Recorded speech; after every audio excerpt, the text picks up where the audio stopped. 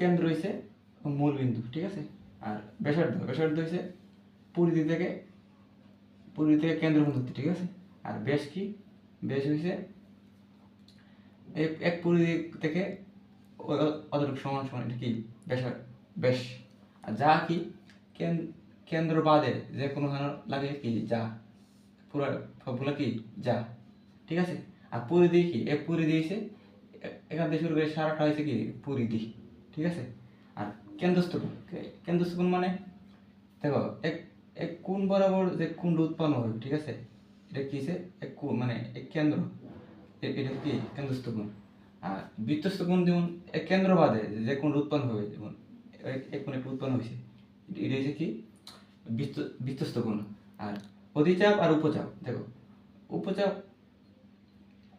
ঠিক আছে, দেখো এটা কেন্দ্র, দেখো অধিচাপ হচ্ছে অতটুকু দূরত্ব, আর উপচাপ হচ্ছে অতটুকু দূরত্ব। এখানে অধিচাপে যে কোণ উৎপন্ন হইব, এটা হচ্ছে সূক্ষ্ম কোণ। আর উপচাপে যে কোণ উৎপন্ন হয় ওটা হয় কি স্থূল কোণ, ঠিক আছে, ওটাই।